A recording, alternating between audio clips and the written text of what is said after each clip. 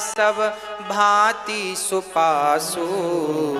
राम जी मंदाकिनी के तट पर पहुंचे हैं। चित्रकूट स्नान, चित्रकूट में ठाकुर जी कुटिया देवता बनाने आए और घास की बढ़िया सी कुटिया बनाने आए और वहां से राम जी बड़े प्रेम से रहने लग गए। अब राम जी को देखने के लिए जंगल के भील लोग आ रहे हैं, कोल भील। देखिए लिखा है रामचरितमानस के अयोध्या कांड का दोहा नंबर 135 और 136 की पहली चौपाई कोल भील कह रहे हैं।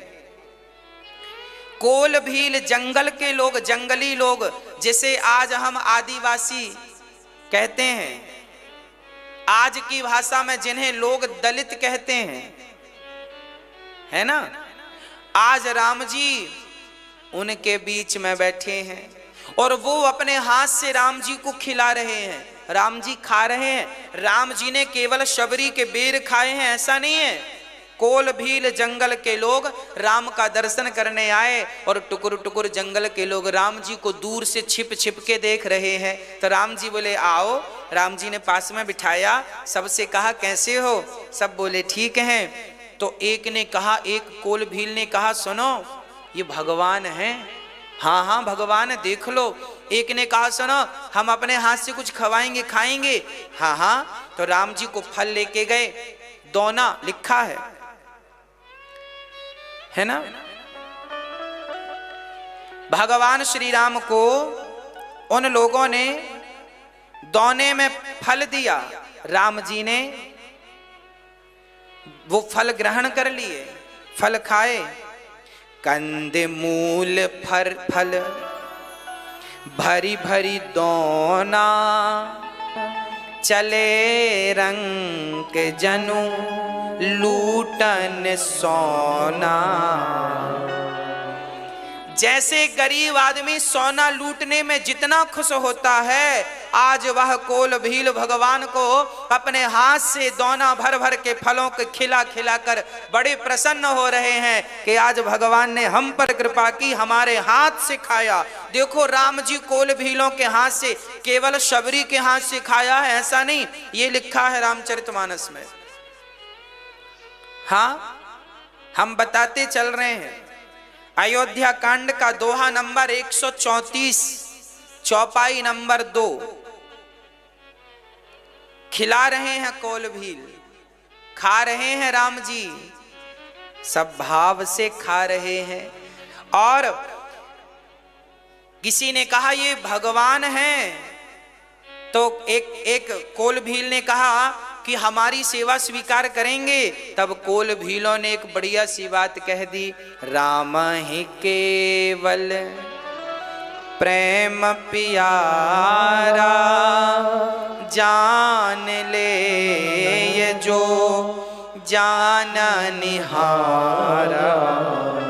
ये कहा कोल भीलों ने कि राम को प्रेम प्रिय है, राम ही केवल, ये जात पात प्यारी नहीं है राम को। राम को केवल जो प्रेम करता है राम उनके हो जाते हैं, राम बिक जाते हैं। है कोई प्रेमी खरीदने वाला तो खरीद ले। अब तो इन्होंने भगवान का दर्शन किया, दर्शन करके गए। राम जी अपनी कुटिया पे अब बड़े प्रेम से रहने लगे हैं। अब निषाद जी जब वापस गए तो वो पहुंचे गंगा तट पर। अब जब निषाद जी गए तो जाकर देखा सुमंत्र जी अभी गए नहीं, अयोध्या खड़े थे। सुमंत्र जी की आंखों में आंसू थे। निषाद को देखकर गले लगा लिया। निषाद को कहा सुमंत्र जी ने मेरे राम नहीं आए, नहीं आए। अब राम राम कहकर निषाद जी सुमंत्र जी रोने लगे। अब सुमंत्र जी सोचे मैं अपने महाराज दशरथ को क्या संदेशा दूंगा, क्या सूचना दूंगा, राम के बिना क्या वो रह सकेंगे। वो घोड़े गोस्वामी जी यहां लिख रहे हैं, नहीं तृण चरही न पियही जलू। वो घोड़े भी जल नहीं पी रहे हैं और वो भी चारा नहीं चर रहे हैं। राम के वियोग में उन घोड़ों की हालत ऐसी थी जैसे पानी के बिना मछली की हालत होती है। अब निषाद राज जी, सुमंत्र जी, वहां से सुमंत्र जी जबरदस्ती वहां से चले। रात्रि के समय सुमंत्र जी अयोध्या में गए। दिन को जाते तो लोग घेर लेते, राम कहाँ हैं, राम कहाँ हैं। सुमंत्र जी रात को गए और जब सुमंत्र जी को खबर लगी कि दशरथ जी ने पानी तक नहीं पिया है, अभी तक प्राण निकलने की स्थिति है, वो इंतजार कर रहे हैं कि राम वापस आ जाएंगे तो प्राण रख लूंगा, नहीं तो प्राण रखने से क्या फायदा। निषाद राज सुमंत्र जी पहुंचे दशरथ जी के पास। दशरथ जी ने कहा, भैया सुमंत्र आ गए, बताओ मेरे राम लक्ष्मण कहाँ हैं, कहाँ हैं, मेरे राम कहाँ हैं। अब तो दशरथ जी महाराज देख रहे हैं कि सुमंत्र जी मौन है, कोई वचन नहीं निकल रहा है।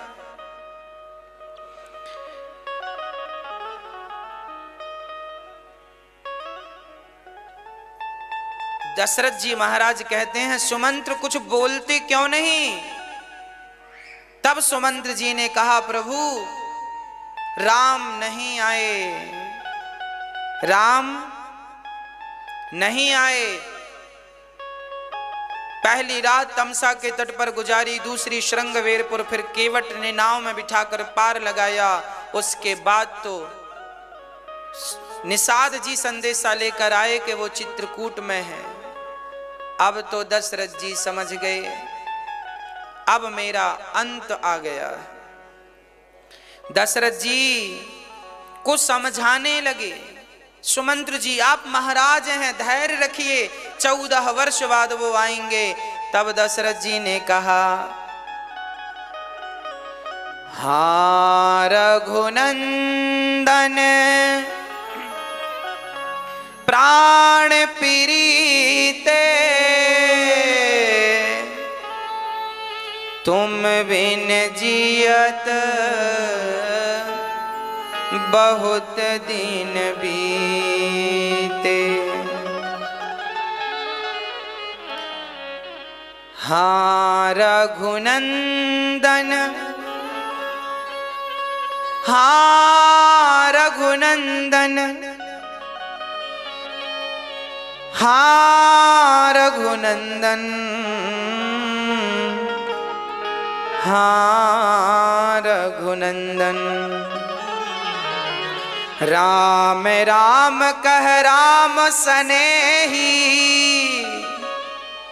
पुनि कह राम लखन बैदेही।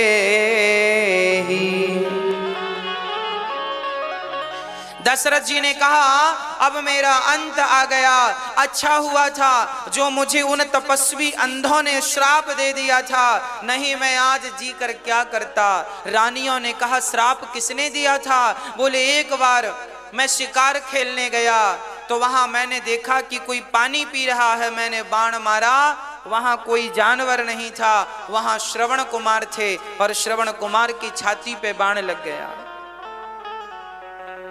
श्रवण कुमार ने कहा, मेरे अंधे माता पिता रो रहे हैं, प्यास से तड़प रहे हैं, मैं पानी का घड़ा लेकर गया और जब उनके माता पिता को दिया, उन्होंने समझ लिया कि ये मेरा पुत्र नहीं है, कौन हो दुष्ट तुम। तब उन्होंने कहा, दशरथ जी ने, महाराज क्षमा करो, मेरे हाथ से आपके पुत्र की मृत्यु हो गई है। तड़प तड़प करके माँ ने प्राण त्याग दिया, श्रवण की माँ ने, और उस पिता ने श्राप दे दिया, श्रवण के पिता ने, अंधे ने। दशरथ, जैसे हम अपने पुत्र के लिए तड़प तड़प कर प्राण त्याग रहे हैं, तुम भी अपने पुत्रों के लिए तड़प तड़प करके मर जाओगे। दशरथ जी को याद आ गया अपना श्राप।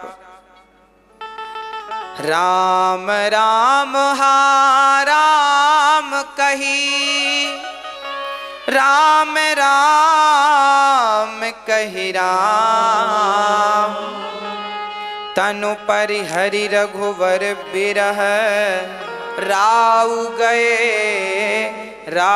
गयऊं सुरधाम। राम राम कहते हुए दशरथ जी के प्राण निकल गए, प्राण निकल गए, अचेत होकर के गिर पड़े। जियन मरण फल दशरथ पावा, अंड अनेक अमल जसु छावा। आज जीने और मरने का फल गोस्वामी जी लिख रहे हैं। आज दशरथ जी ने यह फल पाया। राम राम कहते हुए दशरथ जी ने प्राण त्याग दिए। राम तुम्हारे बिना भी क्या जीना। राम जी का चिंतन करते करते देखो तो सही, हम लोग जिंदा रह लेते हैं, पर दशरथ जी राम के बिना एक क्षण जीवित ना रह पाए। सारी रानियां रोने लग गईं। बिल पही बिकल दास अरुदासी, दास दासी नगर में घर घर में लोग रोने लग गए। ऐसा राजा चला गया, ऐसा धर्मात्मा राजा चला गया। तब गुरु वशिष्ठ जी ने आकर सबको समझाया, दुख कम किया।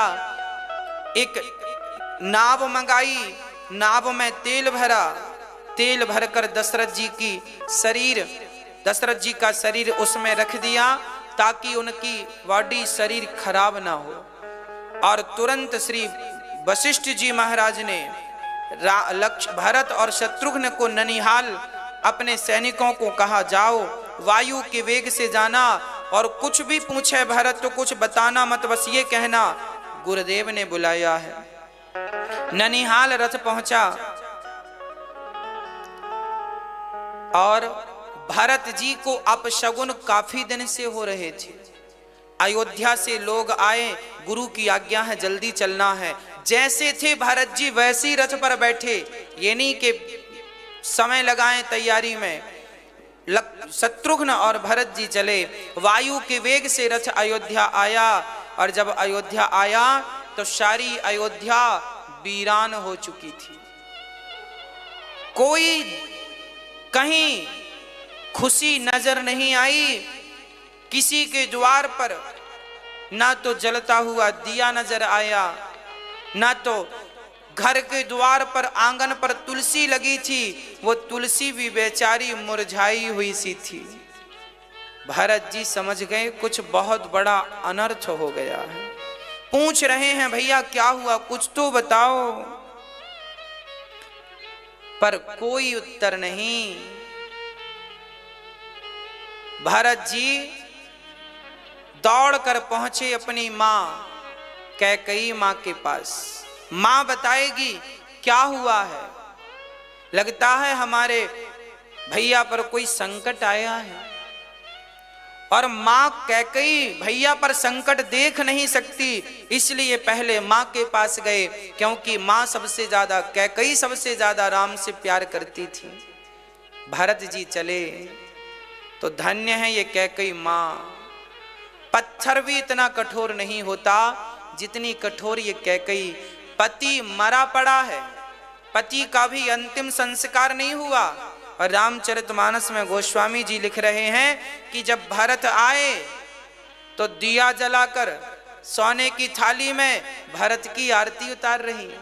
अब सोचो, जिस स्त्री का पति मरा पड़ा हो, अभी अंतिम संस्कार भी ना हुआ हो, वो स्त्री क्या अपने बेटे की आरती उतारेगी? पता नहीं कैकेयी मां को क्या हो गया है। कैकेयी हर्षित एहि भांति, मनहु मुदित दब लाई केराती। भरत ने कहा, मां क्या हुआ, मां ये सब शांति क्यों है? तब कैकेयी ने कहा, बेटा भरत, मैंने कुछ बात संभाली थी, तात बात में सकल सवारी, मैंने सारी बात बना ली। अच्छा, क्या बात बना ली मां आपने? बीच बिगाड़ूं, विधाता ने बिगाड़ा। क्या बिगाड़ दिया विधाता ने? बोले राऊ तुम्हारे पिता दशरथ जी बीच में ही उनके प्राणांत हो गया। दशरथ जी के मरने की खबर कैकेयी ऐसे सुना रही है जैसे कोई उत्सव सुना रही हो। अब तो भरत की आंखों से आंसू गिरने लगे। मां, पिताजी नहीं रहे ना पुत्र। अब तो भरत जी रोने लगे, हे पिताजी मैं कितना अभागा हूं, आपने प्राण त्यागे और मैं आपके पास नहीं था। क्या हो गया मां, कैसे पिता ने प्राण त्याग दिए? तब कैकेयी ने कहा, बेटा मैंने राम को वनवास भेज दिया है 14 साल के लिए। तुझे राजा बनाना है, मेरी ये बूढ़ी आंखें तरस रही हैं, तुझे राजगद्दी पर देखना चाहती हूं, इसलिए मैंने सारी बात संभाल ली। कैकेयी मां ऐसे कहती जा रही हैं, ऐसी कहती जा रही हैं जैसे इन्हें कोई दुख ही ना हो। व्यक्ति की खोपड़ी में जब लोभ बैठता है ना, तो लोभ पत्थर से भी कठोर कर देता है। भरत जी सिसक सिसक कर रोने लगे। मां क्या कह रही हो, राम वनवास चले गए? हाँ। पिताजी परम धाम चले गए? हाँ। अब तो भरत जी रोने लगे। अरे मां कैकेयी, तेरी जिह्वा पर कीड़े क्यों नहीं पड़ गए जब तूने मेरे राम को वनवास भेज दिया? पिता के मरने का दुख तो भरत जी भूल गए और राम वनवास गए हैं। अब भरत जी कहने लगे, मां कैसी निर्दयी मां है। कोई कहे कि मैं मछलियों के लिए तालाब खाली कर रहा हूं, कोई मछलियों के प्राणों की रक्षा के लिए तालाब खाली कर दे तो क्या उसे समझदार कहा जाएगा? मां, अरे पानी के बिना जैसे मछली मर जाती है, उसी प्रकार मां तेरा भरत अब राम के बिना जिएगा नहीं। अब तो कैकेयी बोली, बेटा मैंने सब तेरे लिए किया है और तू मुझे ऐसी बातें कह रहा है? खबरदार मां, मेरे लिए किया है। अरे तुमने तो पेड़ काट कर पत्तों को सींचना चाहा है। भरत जी गहरी गहरी सांसें भरते हुए कहने लगे, कैकेयी मुझे अपना मुंह मत दिखाना, आज के बाद मैं तुझे मां कहकर नहीं बुलाऊंगा, मां कहने की अधिकारी नहीं है। जो भरत जी ने ये बातें कही, कैकेयी के अंदर से भरत के राज सिंहासन का भूत उतर गया। उसी क्षण शत्रुघ्न जी आए और वहां सिंगार करके खड़ी थी कैकेयी की दासी मंथरा।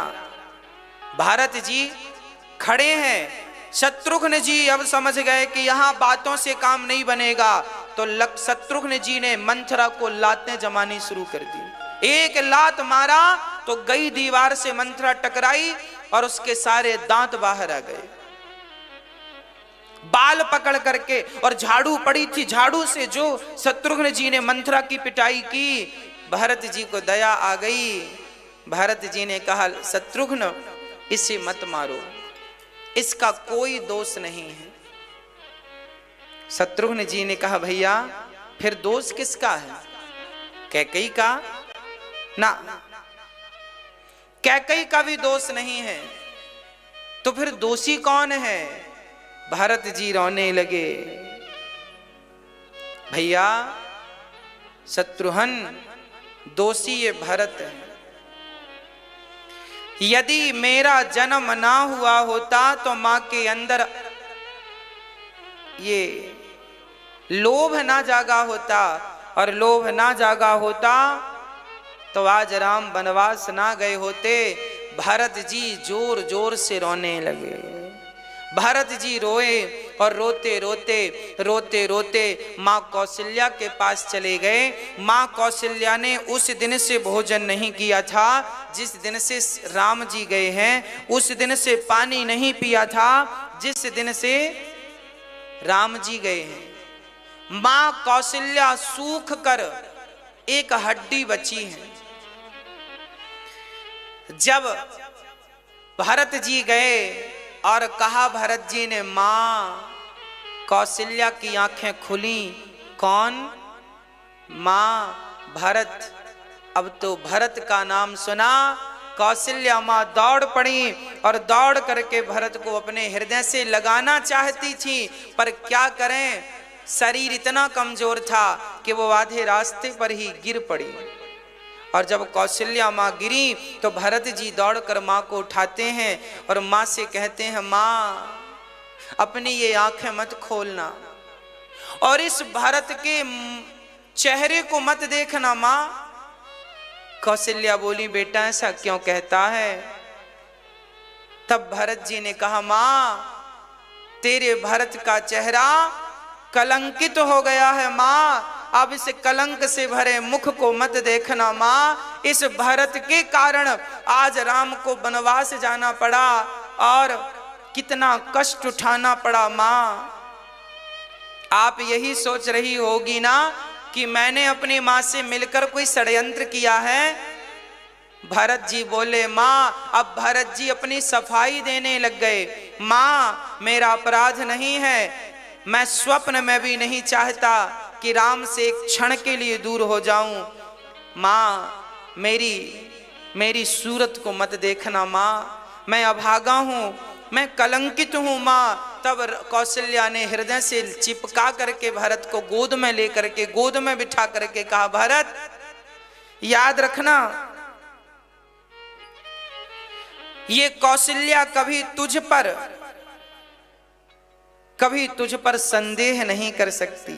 जो माता पिता पुत्र को मारने से, जो पाप, भरत जी कह रहे हैं, मां जो पाप माता पिता को मारने से लगता है, जो पाप गौशाला में आग लगा देने से लगता है, वो सारा पाप मुझ भरत को लग जाए। मां मैं सबसे बड़ा अभागा हूं, मुझे सारा पाप लग जाए, जितना भी संसार का पाप है सब मुझे लग जाए, गौ हत्या का पाप मुझे लग जाए। बेटा भरत ये पाप क्यों लेना चाहता है? मां भरत जी ने कहा, मां संसार के सारे पाप मैं सह लूंगा, पर राम के वनवास का ये पाप जो मेरे कलंक लगा है ये मैं सहन नहीं कर पाऊंगा। मां भरत जी को उठाकर गोद में लेकर पुचकारने लगी, चुम्बन करने लगी, बेटा मैं कभी तेरे बारे में ऐसा नहीं सोच सकती पुत्र। तब तक गुरुजन आ गए। गुरुजी ने भरत को उठाया, संभाला, कहा, बेटा समय हो रहा है, चलो पिता की क्रिया करो। चंदन की लकड़ियों की चिता बनाई गई, दशरथ जी का शरीर निकाल के रखा गया और वो चिता का वर्णन गोस्वामी जी करते हैं, ऐसी चिता बनाई गई मानो स्वर्ग की सीढ़ियां हो। आग लगाई भरत जी ने, दशरथ जी का शरीर पंच तत्वों में मिल गया।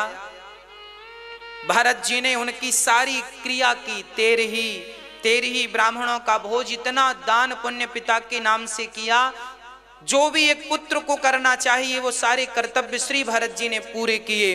अब जब सब हो गया, पिता का संस्कार इत्यादि, तब एक सभा लगी। उस सभा में गुरु वशिष्ठ जी बैठे और भरत जी को बुलाया गया। भरत जी आप बैठो, सुनो भरत, पिता की आज्ञा तुम्हारे भाई राम ने मानी और वो 14 साल के लिए वनवास चले गए। अब उनकी एक आज्ञा और है जो तुम मान लो। भरत जी ने कहा, गुरुजी कौन सी आज्ञा? कौन सी आज्ञा? तब वशिष्ठ जी ने कहा कि तुम राजा बन जाओ। ये कहते हुए भरत जी रोने लगे, मेरे पिता चले गए, मेरे भाई वनवास चले गए, अब मैं राजा बनूं। तब वशिष्ठ जी समझाते हैं, सुनहु भरत भावी प्रबल, बिलख कहूं मुनिनाथ, हानि लाभ जीवन मरण, जस अप जस विधि हार। भारत को समझाते समझाते गुरु वशिष्ठ जी रोने लग गए। सोना हूं भरत भावी प्रबल बिलख बिलख बिलख कर बिलख कहाँ हूं मुनिनाथ। भरत जी को समझाते हुए रोने लगे वशिष्ठ जी। गुरुदेव, मुझ अधम नीच को आप कह रहे हैं राजा बन जाओ। भरत जी चुपचाप बैठे हैं। गुरु वशिष्ठ जी समझा रहे हैं, तुम इतना सोच ना करो। सोचिए विप्र जो वेद विहीना, सोचिए नृपति जो नीति न जाना, सोचिए शूद्र विप्र अवमानी, सोचिए पुनि पति वंचक नारी। जो नारी अपने पति का त्याग करके पर पुरुष के संग रहती है वो सोचे। जो राजा प्रजा का पालन नहीं करता वो सोचे। जो ब्राह्मण वेद नहीं पढ़ता समझता नहीं है वो सोचे। आप तो धर्मात्मा हो भरत, आप क्यों सोच रहे हो। भरत जी ने कहा, गुरुदेव मुझे राजा बनाएंगे ना तो ये पृथ्वी रसातल में चली जाएगी। गुरु वशिष्ठ जी ने कहा, क्यों चली जाएगी रसातल में। तब भरत जी ने कहा कि गुरुदेव, वशिष्ठ जी ने कहा रावण जैसा पापी राजा बना तो पृथ्वी रसातल में नहीं गई। हिरण्याक्ष हिरण्यकश्यपु जैसे पापी राजा बने तो पृथ्वी रसातल पे नहीं गई। तुम जैसा धर्मात्मा भरत राजा बन जाएगा तो क्या पृथ्वी रसातल में चली जाएगी। भरत जी ने कहा, हां चली जाएगी। क्यों चली जाएगी। तब कहा, सुनो गुरुदेव, अरे हिरण्याक्ष हिरण्यकश्यपु तो राक्षस थे, रावण कुंभकर्ण तो राक्षस हैं। अरे राक्षस होकर कोई गलत करे तो बात समझ में आती है कि चलो वो तो राक्षस ही है। पर जब भरत जैसा धर्मात्मा, जब भरत जैसे लोग भी जब पृथ्वी के साथ धर्म के साथ गलत करेंगे तो पृथ्वी तो रसातल में चली ही जाएगी ना।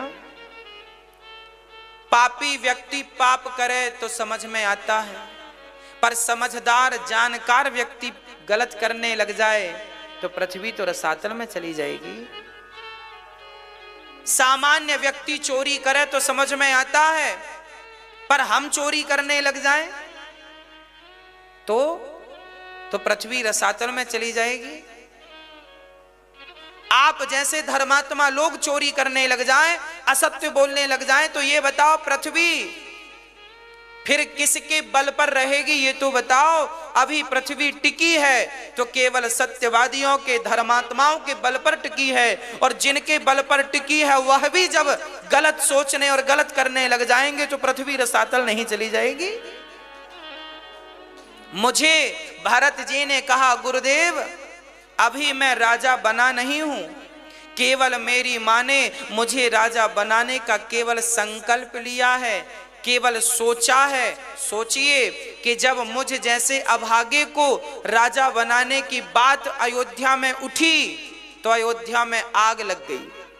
अभी मैं राजा बना नहीं, केवल बनाने की बात मेरी मां ने उठाई तो केवल बात उठने मात्र से मेरे भैया 14 वर्ष के लिए चले गए और पिता परम धाम सिधार गए।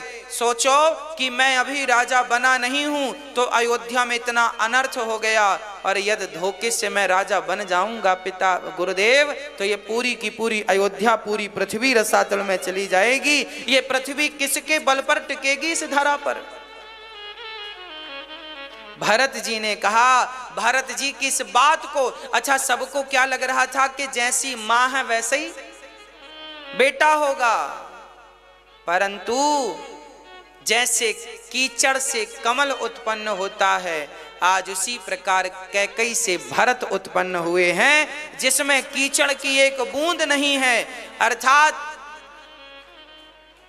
गंदे विचार कैकई मां के और पवित्र विचार भरत के, एक कीचड़ की तरह और एक कमल की तरह।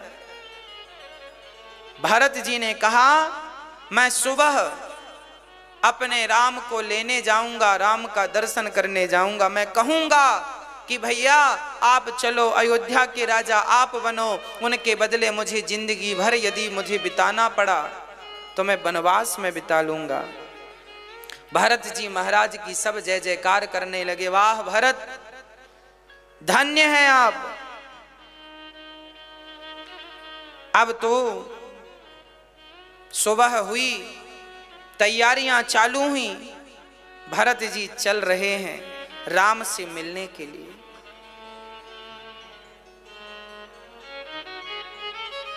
पर भरत जी ने सीधे कह दिया है हम कैकेयी को नहीं ले जाएंगे।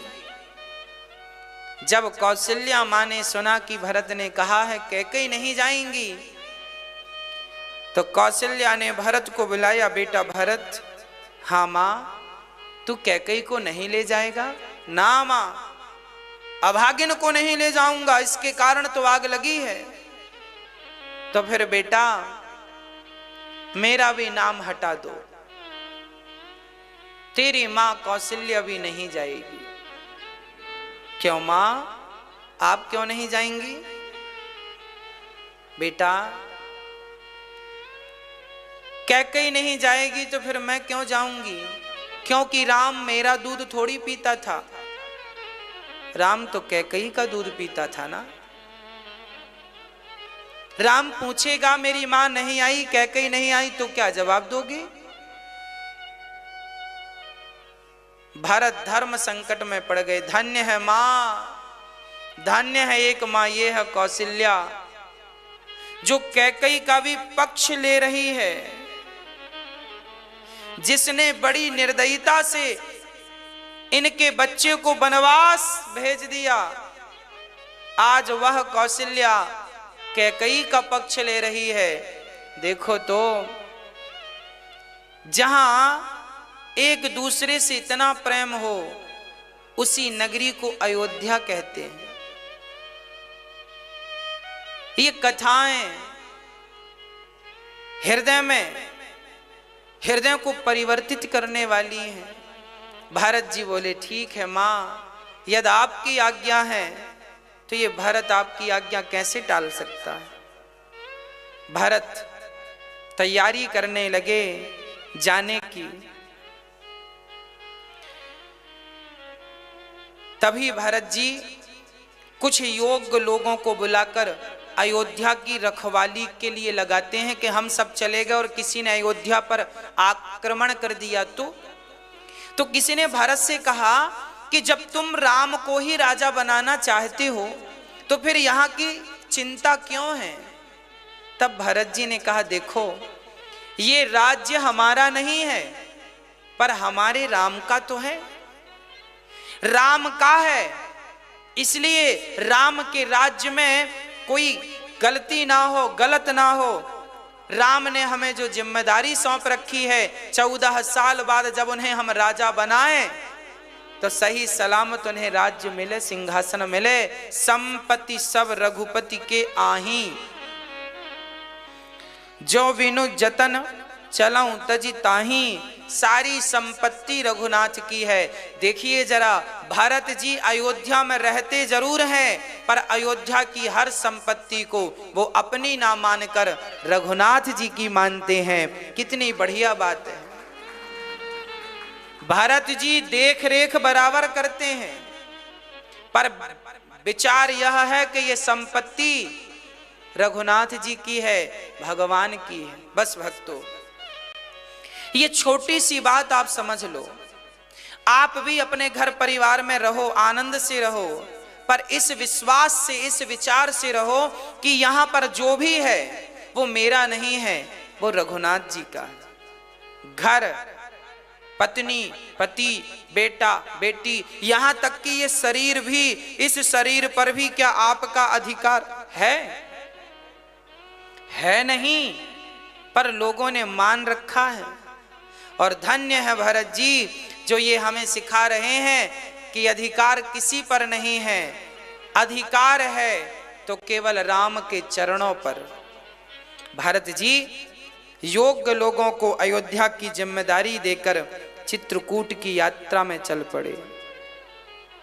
सारी रानियां रथ पर चढ़कर जा रही हैं, लोग नगर से बच्चे बूढ़े सब जा रहे हैं, सारा नगर चल पड़ा राम से मिलने के लिए। नगर खाली हो गया। अब क्या हुआ, कोई रथ पर, कोई घोड़े पर, कोई हाथी पर, कोई पालकी पर जा रहा है। भरत जी को लगा मेरे राम जब पैदल गए तो भला मैं क्यों जाऊं रथ पर। भरत जी पैदल चलने लगे। भरत जी जब पैदल चले तो भरत जी के पांव में छाले पड़ने लगे। भरत जी के पांव में जब छाले पड़े, भरत जी को पांव में दर्द हुआ तो भरत जी रोने लगे, जोर जोर से रोने लगे। किसी ने कहा भरत जी क्यों रो रहे हो, आपके पांव में छाले पड़ गए, क्या इसलिए रो रहे हो। भरत जी ने कहा नहीं, मैं इसलिए नहीं रो रहा हूं कि मेरे पांव में छाले पड़ गए, मैं इसलिए रो रहा हूं कि जब मेरे पांव में इतना दर्द हो रहा है तो मेरे रघुनंदन के पांव में, मेरी मां जानकी के पांव में कितना दर्द हुआ होगा। क्या बिगाड़ा था मैंने अपनी मां का जो मुझे कलंकित कर दिया। भरत जी नंगे पांव, मां कौशल्या को खबर लगी कि भरत पैदल चल रहा है तो अपनी पालकी रुकवाई और भरत से कहा बेटा यदि तुम पैदल चलोगे तो और लोग कैसे चलेंगे, सबके पांव में छाले पड़ जाएंगे, बेटा रथ पर बैठ जाओ। मां ने जब जोर से कहा बेटा रथ पर बैठो, नहीं तो मैं भी तुम्हारे संग पैदल चलूंगी, तब भरत जी रथ पर बैठे और रथ पर बैठकर चले।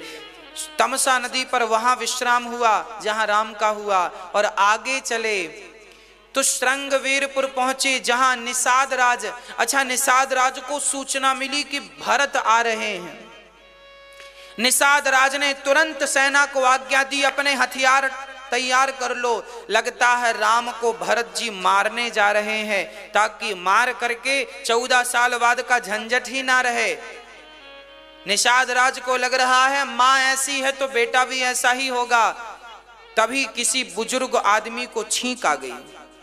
उनने कहा नाना विचार कर लेना चाहिए। तो निषाद राज भरत जी के स्वागत में पहुंच गए।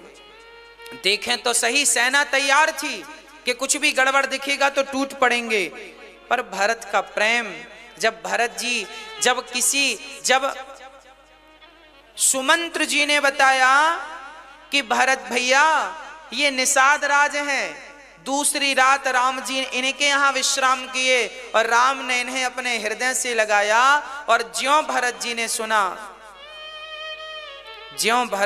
सुना कि राम ने निषाद राज को अपने हृदय से लगाया है, भरत जी अपने रथ से कूद गए और कूद करके भरत जी निषाद को हृदय से लगाकर लिपटा कर रोने लगे।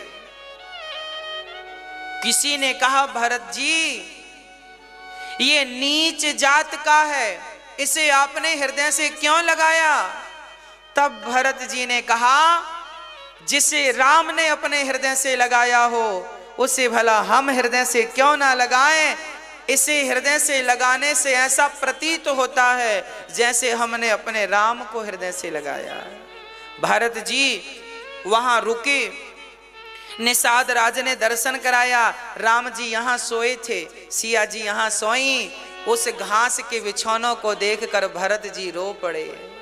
राम सिया जी रोई थी तो उनकी साड़ी के कुछ घुंघरू वहां पर गिर पड़े। भरत जी ने उन्हें उठाया, देखा ये माँ के घुंघरू हैं, साड़ी के, उनके वस्त्र आभूषण हैं। हृदय से लगाकर भरत जी रोने लगे। कितना कष्ट उठाया मेरे रघुनंदन ने, देखो तो सही यहाँ इस बिस्तर पर राम जी सोए हैं। भरत जी उसी जगह पर जहां राम सोए थे उसके नीचे भरत जी मिट्टी पर सोए हैं। रात विश्राम किया, सबने फल फूल दूध इत्यादि लेकर। भरत जी तो कुछ भी नहीं लेते, प्रजा ने कुछ कुछ दूध ले लिया, किसी ने कुछ खा लिया, भरत जी कुछ नहीं खाते। अब आगे चले, चलते चलते जब भरत जी प्रयागराज पहुंचे तो प्रयागराज में भरत तीसरे पहर कह कीन्ह प्रवेश प्रयाग। भरत जी प्रयाग जब पहुंचे, प्रयागराज संगम में स्नान किया भरत जी ने, और स्नान करके प्रयागराज से कहा, प्रयागराज जी प्रसन्न हो गए, वाह भरत, आपकी भक्ति अमर है, बताओ तुम्हें क्या चाहिए। तब भरत जी ने कहा, अर्थ न धर्म न काम रुचि, गति न चाहूं निर्वाण, जन्म जन्म रति राम पद, यह वरदान न आन। आज भरत जी कह रहे हैं प्रयागराज जी से, सुनो, अर्थ ना, भरत जी क्या कह रहे हैं, हमें अर्थ नहीं चाहिए, अर्थ ना। अच्छा, पहली बात, अर्थ से क्यों शुरू की भरत जी ने? क्योंकि अर्थ के कारण ही तो इतना बड़ा अनर्थ हुआ है। अर्थ मां को लोभ आया, याद रखना, अर्थ अनर्थ करता है। अर्थ न धर्म न काम रुचि, गति न चाहूं, ना मुझे अर्थ, ना धर्म, ना काम, ना गति, ना मोक्ष, कुछ नहीं चाहिए। प्रयागराज जी ने कहा, फिर क्या चाहिए?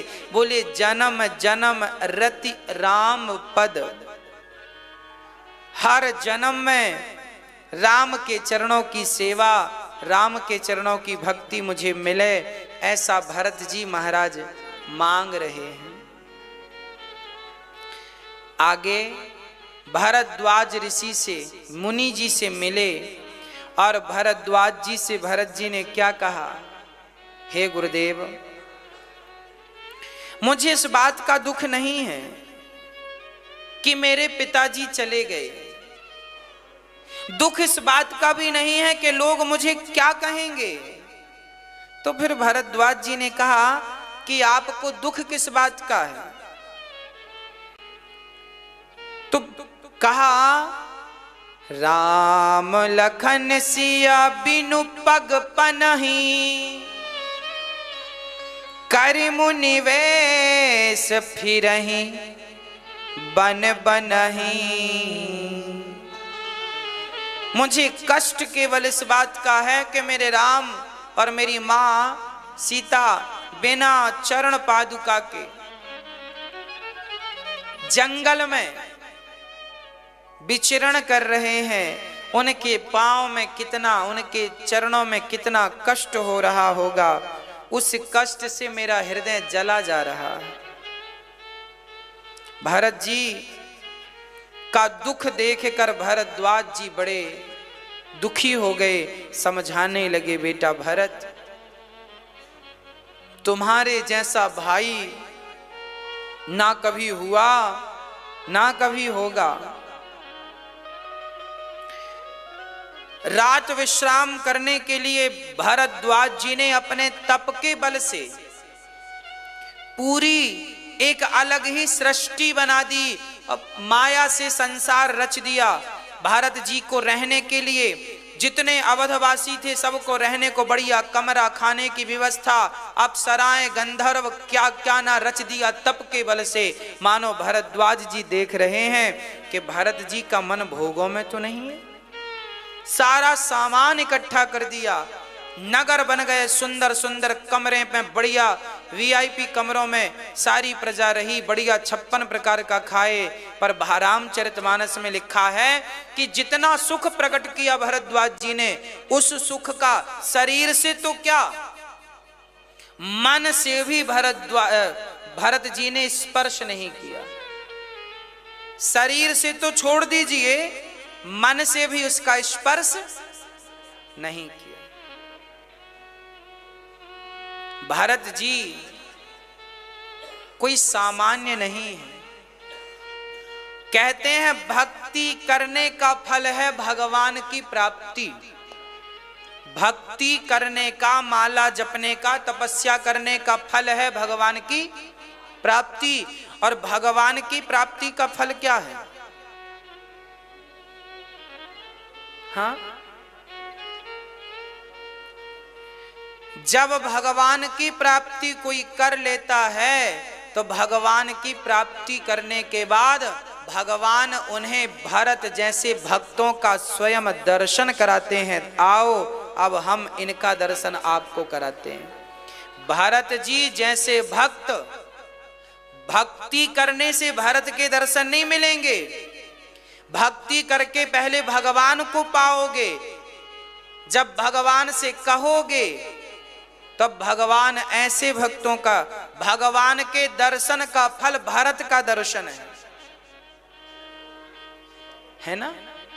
भरत का चिंतन राम जी करते हैं, भरत राम का और राम जी जैसे कृष्ण राधा का चिंतन करते हैं और राधा कृष्ण का चिंतन करते हैं। भरत जी जब चले तो बादल भी छाया करते करते भरत जी के संग चल रहे हैं। बादलों ने भरत जी का छाया कर लिया, तब इंद्र की बुद्धि बिगड़ी। बोले यदि भरत के कहने से राम वापस आ गए तो हमारा तो काम बिगड़ जाएगा। उनके गुरु बृहस्पति जी ने समझाया, एक बार तो तुमने आग लगा दी अयोध्या में, अब दोबारा भरत का रास्ता रोकोगे इंद्र तो तुम्हारी खैर नहीं। इंद्र समझ गए, है ना, ये रास्ता मत रोकना। अब श्री भरत जी महाराज गांव से निकल, जिस गांव से राम जी निकले उसी गांव